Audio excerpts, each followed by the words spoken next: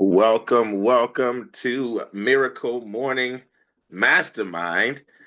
For those joining us for the first time, this is sponsored by the Born CEO movement, where my life's work, my mission is to inspire and equip purpose-driven people to become who they were born to be, do what they were born to do, and live like they were born to live, overcoming every obstacle along the way. And we do that several ways. We have the nonprofit Born CEO Leadership Academy, which hosts a weekly personal development meetup for free at BornCEO.com/meetup. And that's 6 p.m. Eastern time on Thursdays. So today we have a coaching program for those who understand and value the difference between training and coaching. And we know that training is about learning it, but coaching, the way we do coaching, it's about living it. How do I take what I've learned from training and actually make it a part of my life, my lifestyle? So I'm not just reading about the books, the audios, the right principles for success in the different areas of my life and my goals. I'm not just learning about it. I'm living it. I'm implementing. I'm transforming. And that's what this whole journey is about. So super excited for everyone. What's been on my mind this morning is a specific type of transformation. And I remember reading a very important book about financial freedom. And I believe that concept is very important. But I may talk about financial freedom in a different way than most people do. The reason why freedom is so important to me and financial freedom is so important to me, it's not even so much about money itself. A lot of people, when they talk about financial freedom, they're talking about money, and money is important. Money is definitely important. But the reason why financial freedom was so important to me and is important to me is more about time than it is about money. We can always make more money, but time is one of the most valuable and limited resources. Ask the person who thought they had one more day to live, one more year to live, one more decade, but they didn't. Ask the person who thought that they had more time to tell that person, I love you, for the last time, and they realized they didn't. Time is a very limited resource, and we don't know how much of it we have. So the reason why time and financial freedom is so important to me and to us as born CEOs is because we want to maximize the amount of time that we have doing what matters most. Doing what matters most. And what doesn't matter most to me at the end of my life is saying that I spent 40 to 60 hours a week working for a paycheck. Not a great use of my time. And this is what I realized at 14 years old. My dream was not to spend 40, 50, 60 plus hours a week of my life, of my time, just to pay bills. And no matter how we dress it up, no matter how I dressed it up, oh, you got to provide for your family, you got to do this and that, all that's true. But I could never justify in my spirit the idea that if I sleep for 8 hours and I have 16 hours awake out of my 24 hours, I'm only awake for 16 hours a day. I could never justify the idea that I'm going to spend 10 to 12 of those hours out of 16 working to pay bills. So when I found out there was a better way, I started looking and wondering, is there a better way than this? Is there a better way than what we've been taught? And that's where that P on purpose trail, the second P that says purchase back your time, comes in. When I found out there was a such thing as working smarter instead of harder, creating passive and residual income, I saw light. I saw hope. I went, are you telling me that I can condense 40 years worth of working for somebody else, or even working for myself, trading time for dollars, which means trading life for dollars? Because as I wrote in my first book, Born to Rule, in chapter 3, life is often spelled Time. That's how we can spell life, Time, which means whatever I've traded my time for is literally what I've traded my life for. Doesn't it change how you evaluate things with that kind of definition? Am I willing to trade my life for this? And when I asked that question about a job, my answer was no. I'm not willing to trade my life for a job. I'm not willing to trade my life for a paycheck. Am I willing to trade my life for my purpose? Absolutely. Am I willing to trade my life for my son? Yes. Am I willing to trade my life for my impact, for my calling? Yes. But am I willing to trade my life for a paycheck? Absolutely not. And when I got clear on that, it started, it planted a seed inside of me that protected me from what the world calls normal. That mindset protected me from what the world calls normal. Of course, you go to school, get the best grades you can get a good job, and that's what you do. And then you squeeze God in there. You squeeze your purpose into that. You squeeze your life's work into that. If you ever get around to thinking about it. Isn't this kind of how the world's set up? If you ever get around to thinking about it, if you ever have the bandwidth to think about it after trading all of our time for money and for bills, if you have enough energy to even focus on that by the end of the day, exhausted. Wow. Then you can squeeze God in, then you can squeeze your purpose in, you can squeeze your dreams and goals in there. But no, you put this job first, you put the paycheck first, or you become self-employed and do the same thing for yourself, but you're still really working for money. So what am I talking about this morning? This morning, what I'm talking about is a form of transformation about how we view our time and our priorities. And when I started down this journey, this process, this mindset, it was 1994. I'll never forget it. 14 years old. I started seeking out better ways. And we know what happens if you seek long enough. You find it. You find the answers, right? And I was searching for a better way. And I finally came across a book called Cash Flow Quadrant. Cash Flow Quadrant by Robert Kiyosaki. Subtitle, The Guide to Financial Freedom. My favorite book on financial freedom.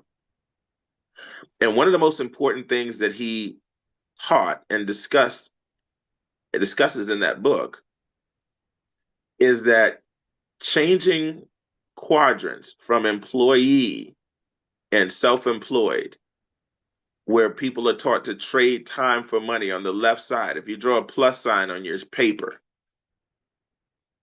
draw a plus sign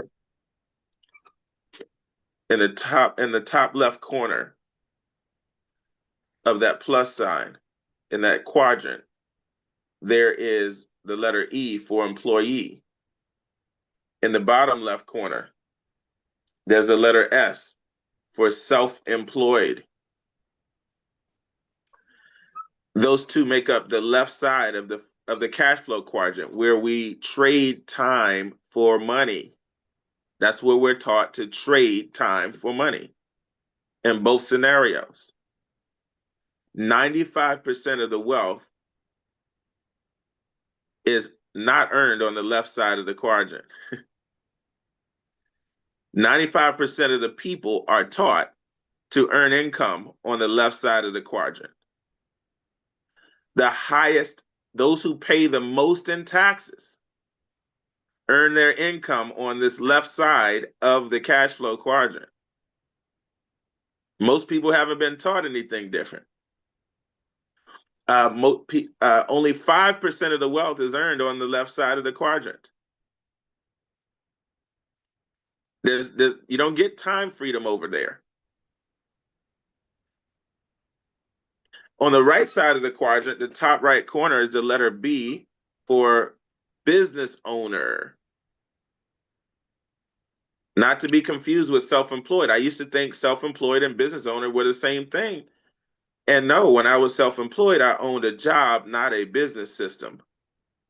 A business what? System. A business system. A business system that other people run and other people manage. A business system that other people run and other people manage. A business system that other people run and other people manage.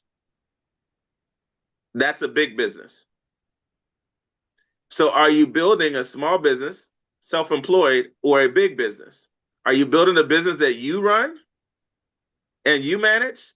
That's this trap on the left side. Or are you building a business that other people run and other people manage? Those are two different, watch this, y'all. I just want to slow this down. Those are two different business models. Those are two completely different plans, two completely different levels of development, two completely different skill sets, two different mindsets,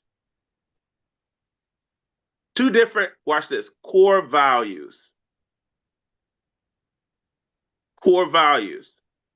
And that's what I really want to emphasize this morning and discuss, the core values. Sometimes we can desire freedom, but our core values don't align with it. And that's what makes this challenging. In order to achieve freedom, he said, changing a quadrant. By the way, the fourth quadrant in the bottom right corner is the letter I for investor. An investor doesn't mean giving our money to a financial planner and making interest. That's not what he's talking about. He's talking about a true investor that actually masters some form of investment strategy that you work over and over and over and over again. Like you're the investor, not just handing money over to somebody else who claims to be an investor. No offense to any body in the financial services world. I'm just talking about it's a different type of investment. You'll learn in that book. Financial planners are really important no matter what quadrant we're in to guide us in how to set up that long-term savings and investment plan. But when it comes to the I quadrant, we're talking about a professional investor, somebody who's actually mastered it. Pick one vehicle, for example, and they know how to earn their living from the I quadrant as an investor. So these quadrants are about how you earn how you primarily earn your income. Primarily. Have you primarily earned your income as an employee in your life? Have you primarily earned your income as a self-employed person? Have you primarily earned your income as a true business owner who owns a system that other people, you recruit, train, and develop other people to run a system for a living? I feel the need to keep saying it different ways for the B quadrant to really click and to get a picture and a self-image around it. Have you developed a self-image that says, I am always recruiting, training, and developing people to run my business system and manage it? I'm always recruiting, training, and developing people to run and manage my business system. I have a proven business system, and I'm always recruiting, training, and developing other good people to run and manage my business system. That's the B quadrant. That's the freedom quadrant. That's the mindset. That's the self-talk. And here's what I learned from cash flow quadrant. Changing quadrant is not like changing a job. Oh, I work in the B quadrant today. No. It's a complete internal transformation, because the core values that make me gravitate toward the E quadrant as an employee are, I want a safe, secure paycheck. And here's the secret. That's not a secret. If I find myself stuck as an employee or keep running back to the employee quadrant, or I plan to be there long term, People drink a lot. it's because, let me mute out the lines, Mr. Pastor Glenn. Let's see here. It's because, see, if I find myself locked into my job more than building my B quadrant business, it's because my core values to have a steady paycheck or benefits is stronger than my core value for freedom currently. Secretly, unconsciously or consciously, it means you want security, that idea of security, which we know has gone out the window, hopefully by now. Even with the idea of a good, safe, secure job, with the world today, that's not even security.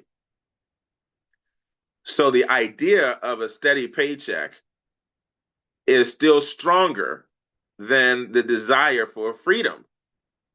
Because when you own a system that other people work and run, other people run and manage, that's what gives you freedom. The people who have invested the time, they prioritize building a system, recruiting a team and managers to run a system for them. Those are the people on a Wednesday afternoon on the golf course, teeing off when I'm going back to work, teed off.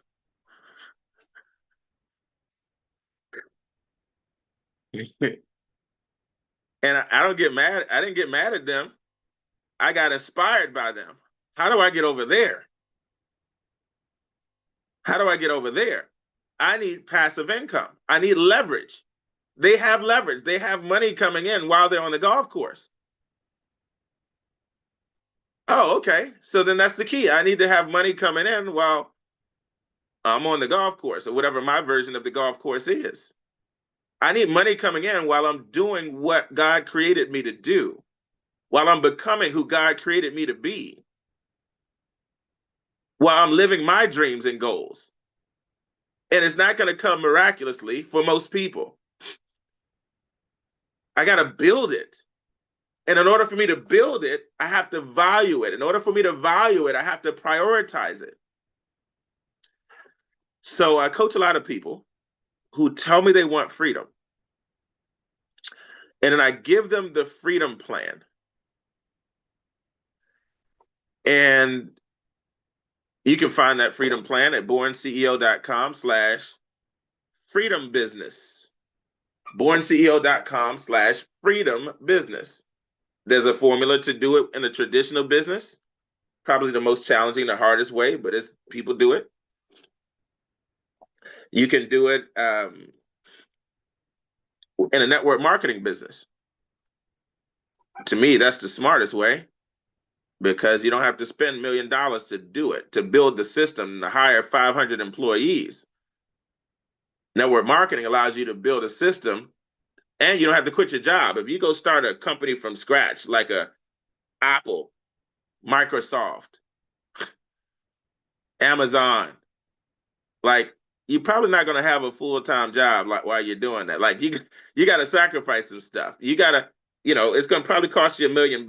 You got to go into somewhere like Shark Tank or whatever and raise $1 million, hire 500 employees, all the people to run the system. So that's one thing. And if you make it, great, you hit the jackpot there. Most people don't make it that way. Most people don't. It's the hardest way. He taught me that in the book. The second way is to buy franchises.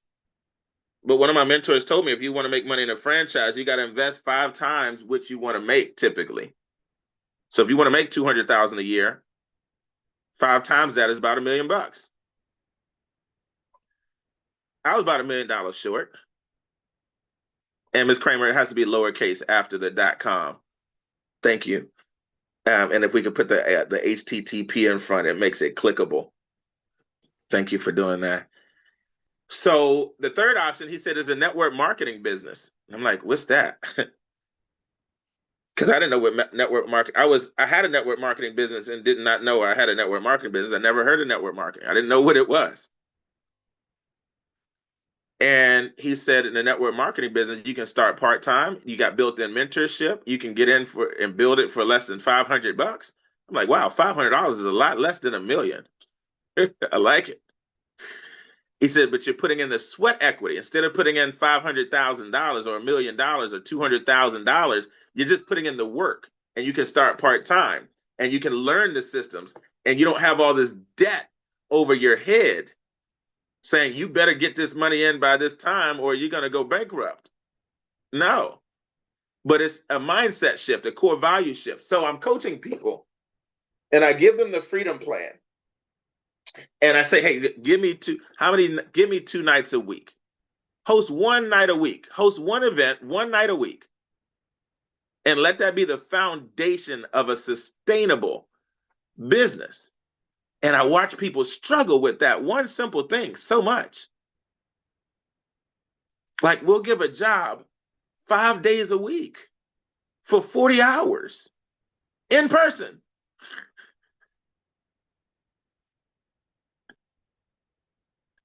Forever. Until it's time to retire. But won't give our freedom plan 1 night a week in person. And I'm not saying this as a judgment or for anybody to beat themselves up. I want you all to feel the emotion that it's the core values that have to shift in order to get freedom. Otherwise, how many years does it take to put something so simple in place? It's taking people decades to get free because they won't shift those core values. I'm now feeling the frustration of Moses and God when the children of Israel wouldn't change their mindset and had to wander 40 years. Freedom business. Dr. Mack spelled out the whole word. The one you put is only for one group. That's for the traditional business owners. But freedom business spelled out is for all 4 groups. It has all the frameworks for all 4. Thank you. So the core values, family, the children of Israel were only like a short distance away from the promised land. Do y'all hear this? The language? This is not like, this is no coincidence. This reminds me, the cash flow quadrant reminds me of the passage in the Bible where Jesus said, he came to the fishermen and he said, children, do you have any food? And they said, no, teacher, we've been fishing all day and haven't caught any. And he said, cast your net on the right side of the boat and then you'll find some. And they casted their net on the right side of the boat and they caught so much fish that the nets almost broke.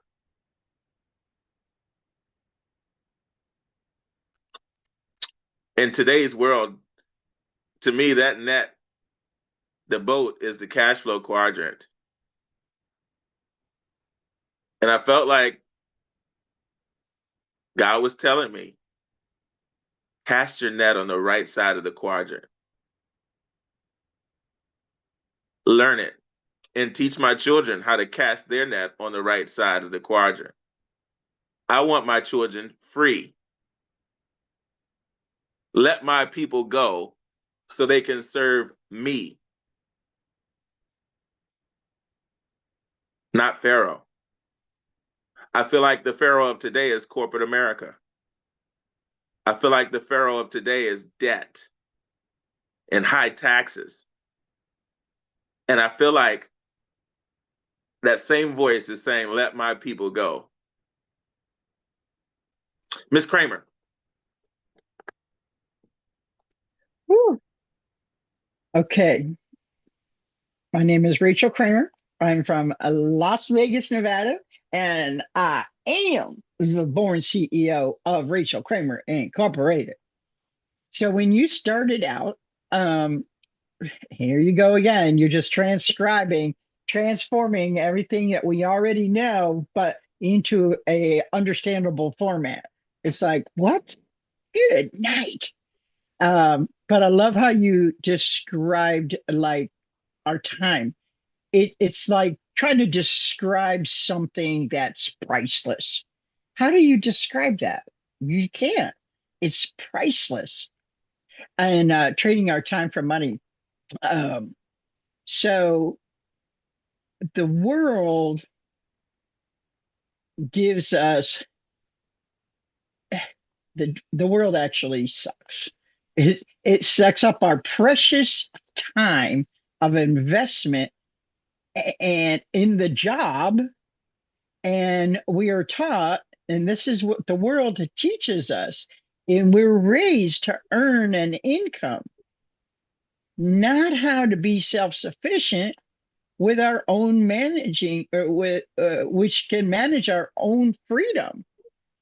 And the world shapes us because it's like 80% of the world of the people are followers. A small percentage, and I could be, but it's like the 20% are leaders. Those are the leaders that have broken free from the chains of the workforce. You know, that's kind of what I got out of it. Back to you. So good. So good. Put up some hearts for Ms. Rachel Kramer. Ms. Williams said, profits are better than wages. Jim Rohn said that. And I would add, passive income is better than active income. Leverage income is better than active income. Mr. Powell. Great morning. Patrick Powell, by the way of Jamaica, New York, now residing in Phoenix, Arizona. That makes me a Jamaican. And I am the born CEO of Patrick Powell Incorporated. Coach, I was up all day yesterday. I dropped over 50,000 pages on my desk, and I had to sort it out yesterday with that coaching you did. But just for today, I remember my parents telling me, go to school, get a good education, get a good job, take care of your family. Yes, that was that. When I grew up, I started my first business at 19, having somebody back in Jamaica sell ice cream on the train. When I migrated to the United States, I saw the opportunity, but I had to get a job because I had kids and benefits. 1994, I got involved in a networking company. And for some reason, the guy who was at the top of the chain, we were at a function, and he just came over to my table, and I had my name tag on, and he said to me, Patrick, when are you retiring? And I said, Bert, I just started the job, retire. I can't retire. I ain't got the age and anything. And the thing that he said to me that still sticks out into my mind, he said, retirement should never be about age. Retirement should be about a financial decision that you can walk away from your job. And that stuck in my mind. And that is what it's all about.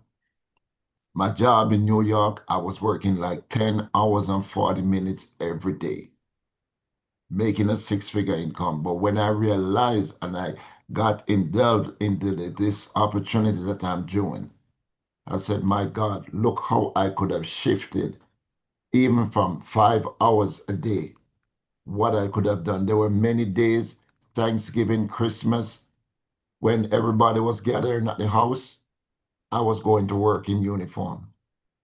You're talking about even the golfing. Look at it. These are people that made a decision and have a structure that they can walk away and say, go and do play golf and don't worry about the meals. And many times they're making more money right there. Build a solid foundation. Thanks to you, sir, for your coaching. Thank you. Absolutely. Put up some hearts for Mr. Patrick Powell. Yes, you all. That's what today's message is about. Checking those core values, strengthening those core values, strengthening them. Your core values don't have to stay, but it takes work. It takes sometimes writing it out, thinking it out, feeling it out, like challenging your old beliefs, challenging your old comfort zones, challenging your old mindset, challenging what was drilled into you for years, for decades, and going, no, I'm different now. I choose to be different. I'm transforming. There's a new me, a new mindset, new priorities. My freedom is more important to me than my job.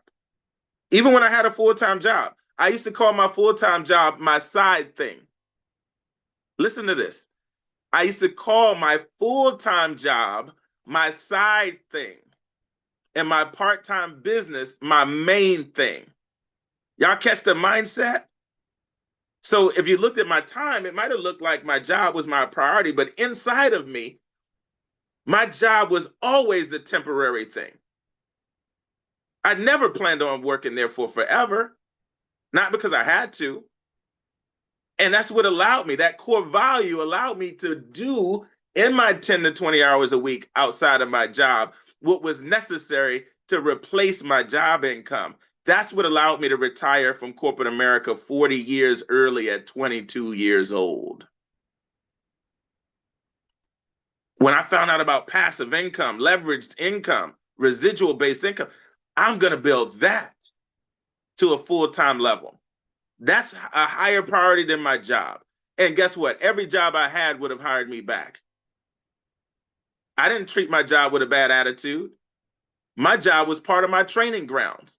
My job was one of my investors, as the great Lisa Nichols would say.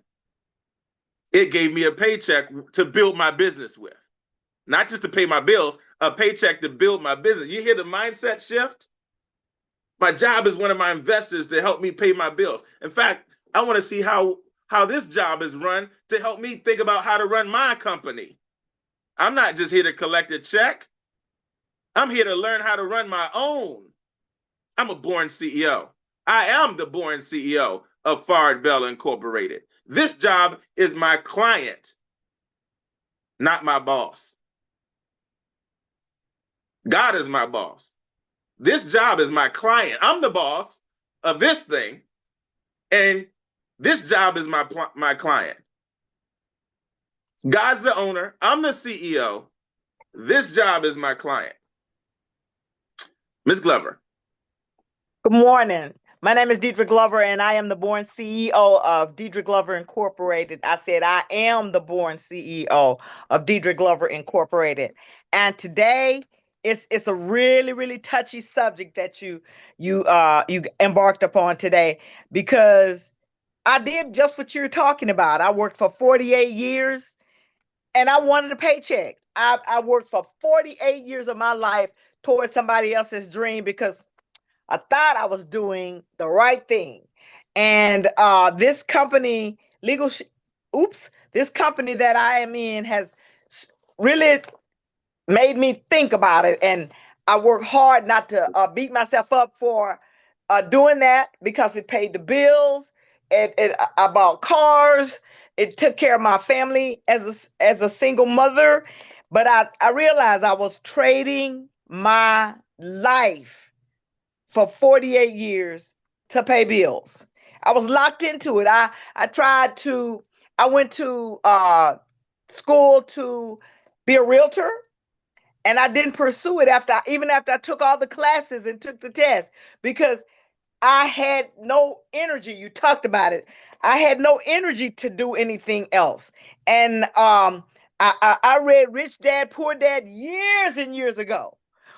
But I was locked into my job, trading time uh for money. I traded my life for money. And that is one thing that if I could, I would tell everybody, don't do what I did. Don't always have something after work. Work towards your own thing after work.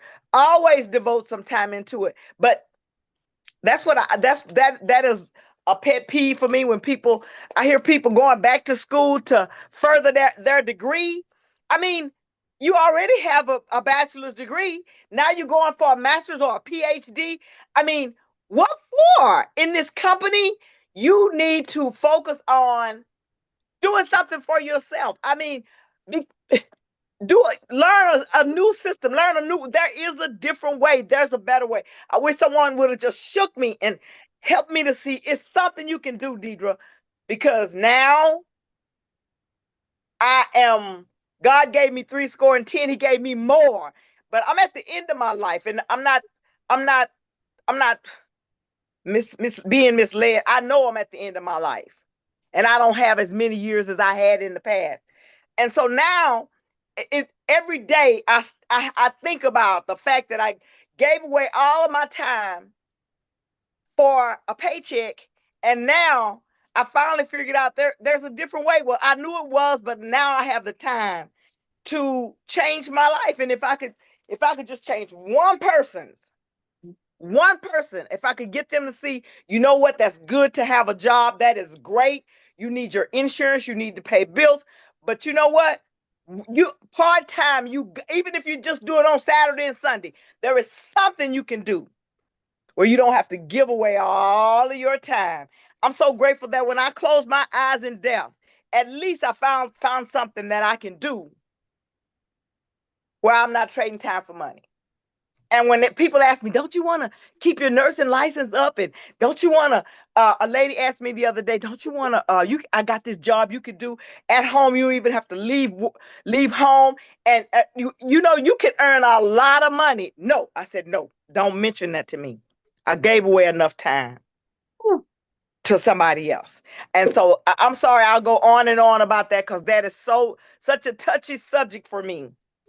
Because I gave away 48 years. 48. Not 28, 48.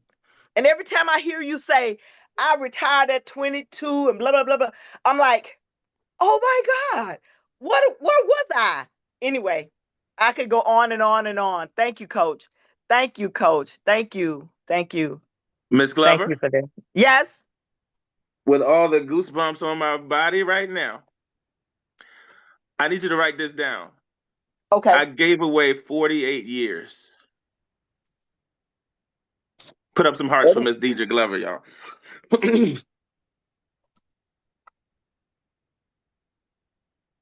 I did. I wrote it down. And I want you to go live on social media and just vent. Really? Just like you just did, authentically. Don't overthink it. Just Like go I talk. just did. Go speak your heart. Just go tell the world how you feel about the 48 years you gave away and what you would do differently. And if you could only help one person, what would you suggest from all your years' experience?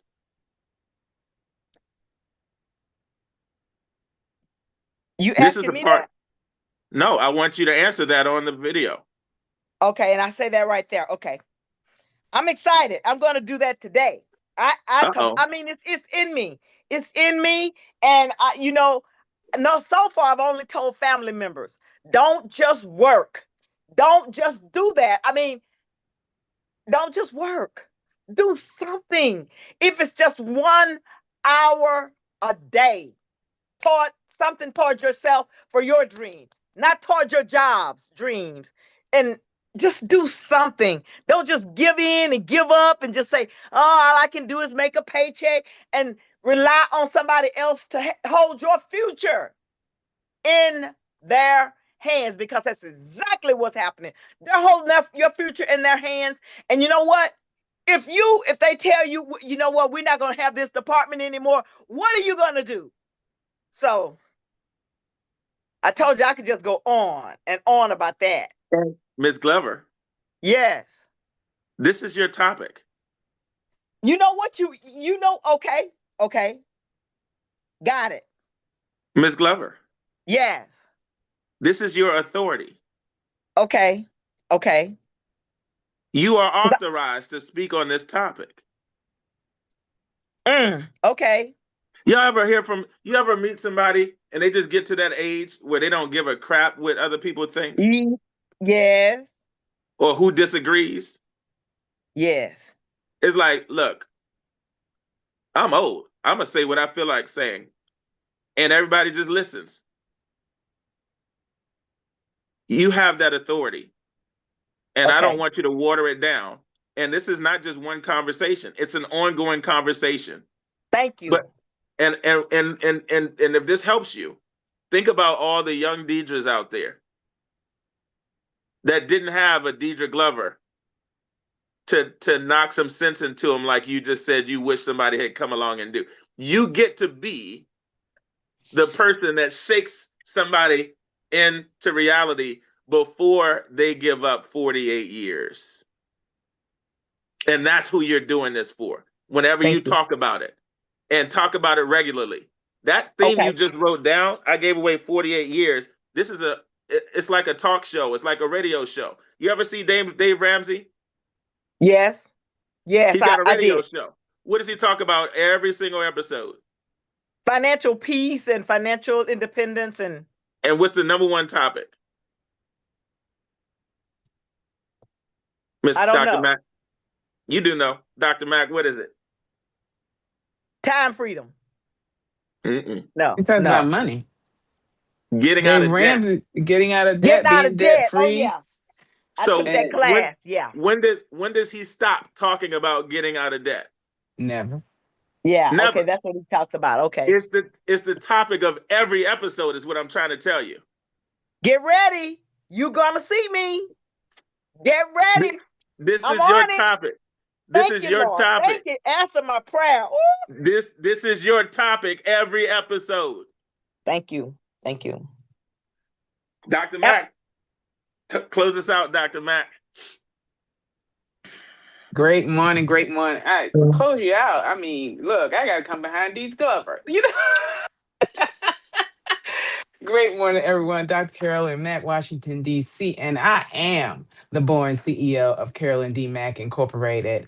And you know what? I love what Deidre has just said, and that kind of passion that she brings to that, where, you know, we have all been kind of systematized. I mean, I was just literally thinking about that this morning as I was walking in with everybody else, kind of walking in with everybody going into work, and how, like, how did big corporations even come to be? I don't even know how I came to that subject, but it's like, how did big corporations come to be?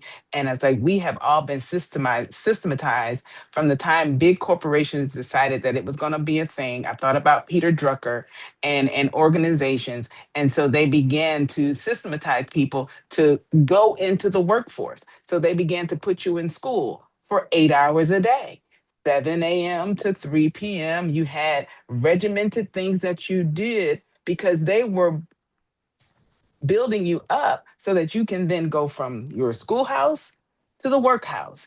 And you will be accustomed to working that way and being in that type of environment and having someone tell you what to do.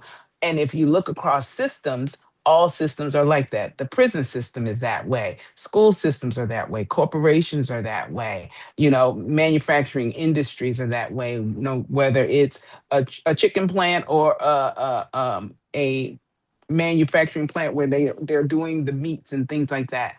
So we have been we're built into this system. We're born into this system of work, and our parents taught us how to do it because they were navigating the same system. And when something like what we do, if we're in network marketing or if we're in the financial services industries, those industries that are built on relationships and teaching people how to manage their finances, it feels foreign because all our lives we have been taught and systematized. You get up, you go to a place, you go to a building, you do things that other people tell you what to do, and then you come out. And then at the end of it, if you're in school, you come out with a degree.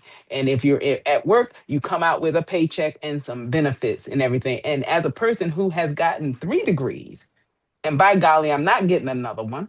I'm at the top of the list. I'm not going back to get nothing else. But as someone who has been in that system, and I mean, I was the kind of person who lived to pay bills. If I could pay my bills, as long as I had the money to pay my bills, I felt like I was accomplishing something until I realized I wasn't. And now that I know that I'm not, I'm like, I have got to out earn my bills, and I need something besides this traditional work that I do. And like you said, Coach Farr,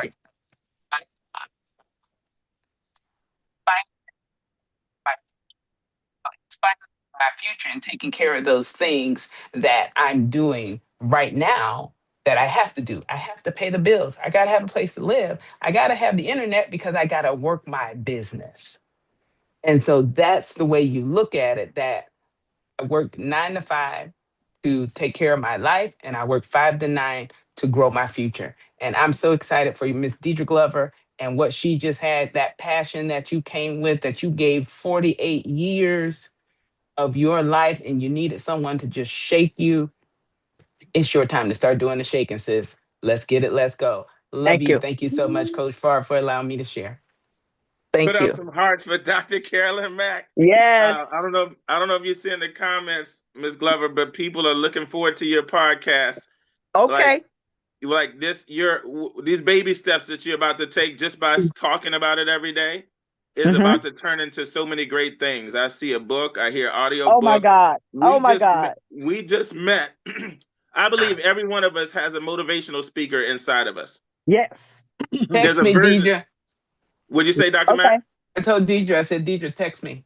Okay. I believe all of us have the motivational version of us ourselves. Doesn't mean you Mhm. operate in that all day long, but there's a flip a switch you can flip, and the motivational version of you comes out, like we just witnessed with Miss Deidre Glover. And I want everybody to tap into that version of you. There's a level of passion where when it hits, you just start speaking with passion, and it's very influential, and people's hair stand up on their arms. And I want everybody to tap into that. Is when you tap into a certain conviction that you believe with every fiber of your being, and you're unapologetic about your message. I just asked, wow, Rachel Kramer just sent you a friend request. Your following is already growing, Miss Glover, because you spoke your truth. I just asked ChatGPT, as Dr. Mack was breaking down, that this concept of working for somebody is a fairly new concept.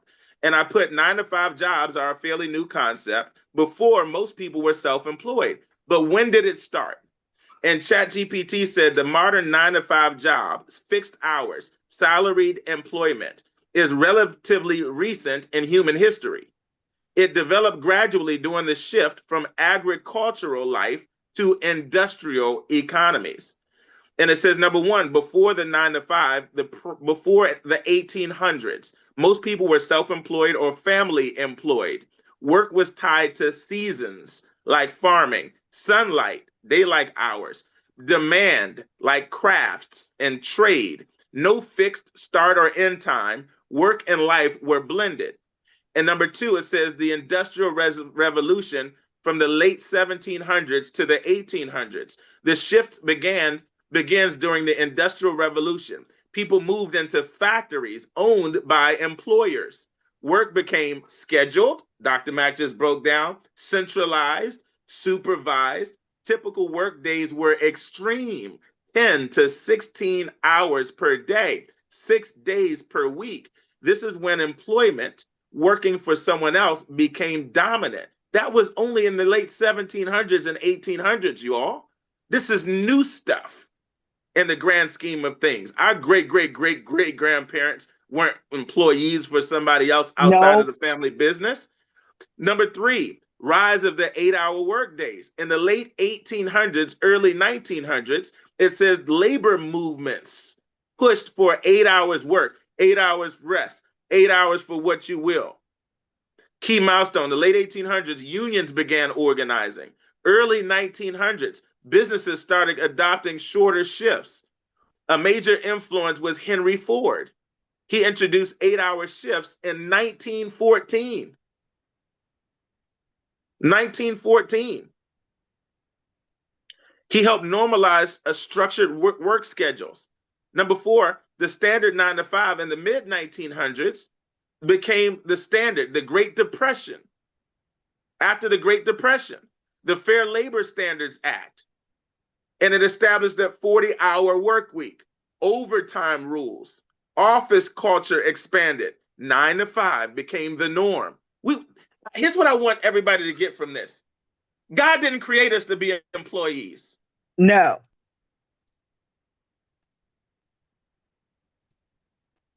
We were not born employees. Adam and Eve were not employees. They managed the land. They managed the resources.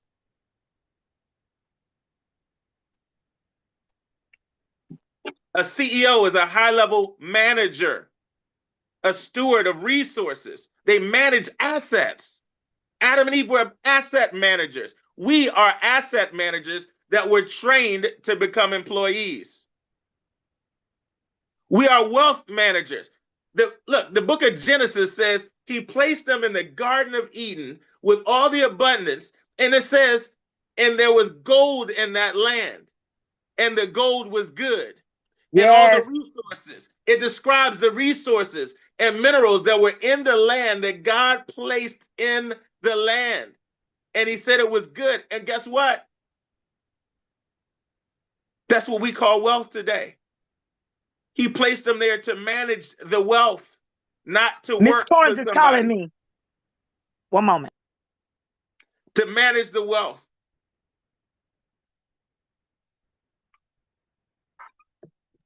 Somebody say, I'm a wealth manager. I'm a wealth manager. I'm a wealth manager.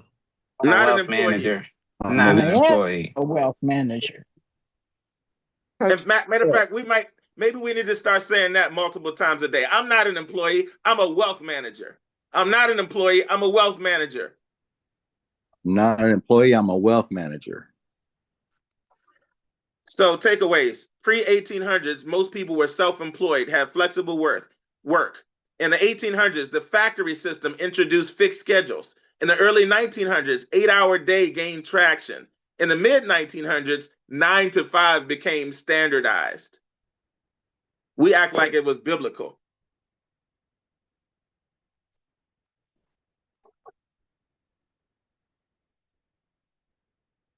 I don't know who that was for today. I think that was for a lot of people. Me. What you got for us, Miss Jones, as we wrap up?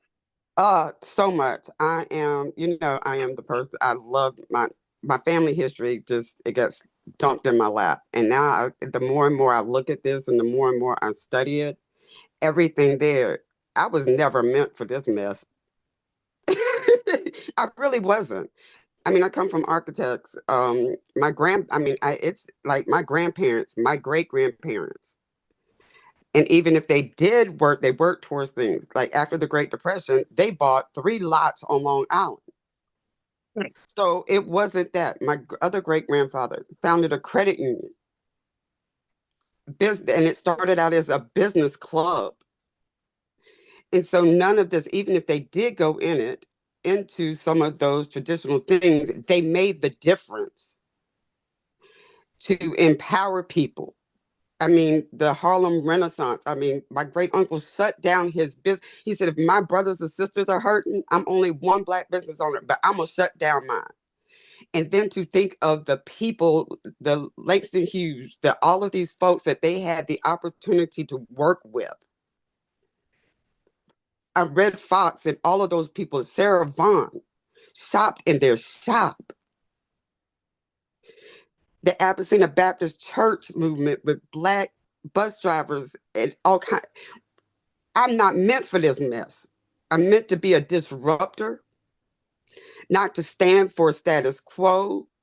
To build is not about what this money in your hand. I've been blessed. Blessed. I mean, my grandmother at age 12, she was born in 1920, had a baby grand piano. So all of these different things, and it never was about the things. It was about, I'm looking at the times that they did these things. So that means they had to save. And my great grandmother told here's your allowance. Whatever you do, you're gonna beg, borrow, steal. If you need anything else, third grade education. And it is a time for all of us to come together. We have lost the people that are standing at the top. This is why, John Lewis, we don't have any more John Lewis. People are afraid to stand. They're afraid to lose, to fight for the rights and what should be for everybody.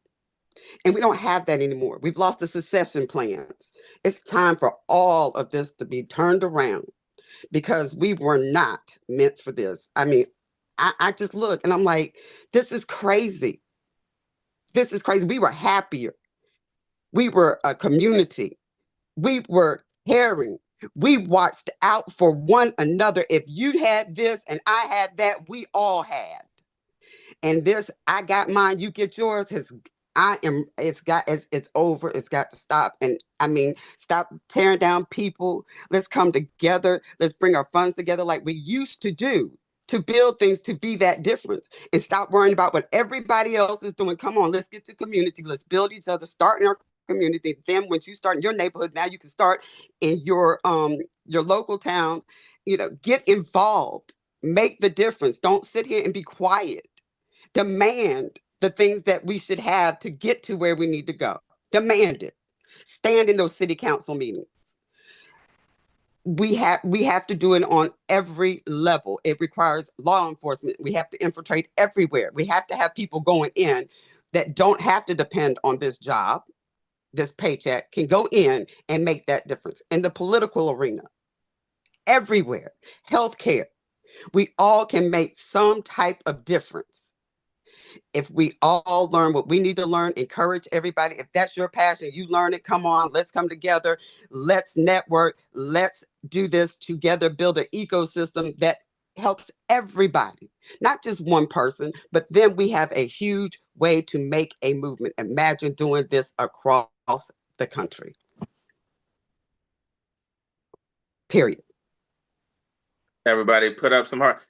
What was the first phrase you said? Something like, I wasn't meant for this, or I something like wasn't meant that? for this. I wasn't meant for this mess. This is a mess. This life, I wasn't meant for this. I wasn't meant for this.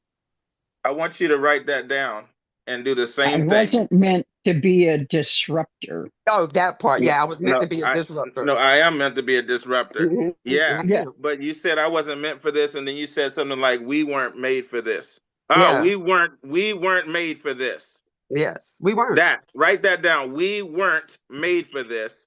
And I want to hear your rant on social media about we weren't made for this. That same rant.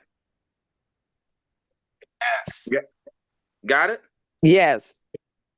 And build your platform around that. Family, this is what the BornCEO movement is all about. It's about discovering who we were born to be, what we were born to do, and overcoming every obstacle along the way. There's something inside of you that ticks you off. There's something and is not right and it's got to change. And you got a voice to share. Just like there's a gift you were born to serve, there's a problem you were born to solve, there's a message you were born to share. Let's go share that message. Let's not allow it to become a passive thing.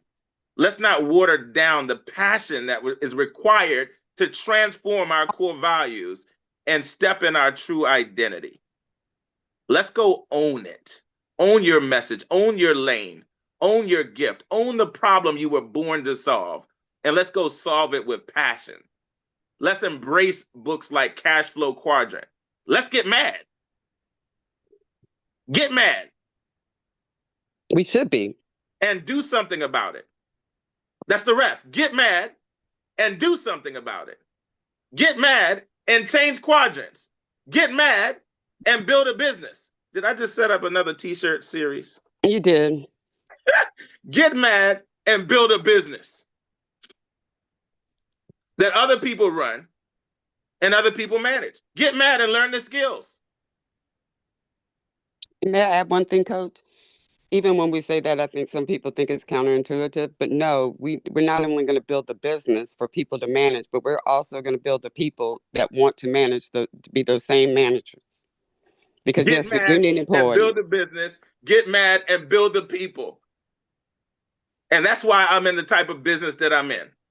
It allows me to build the business and build the people who build the business. Yes.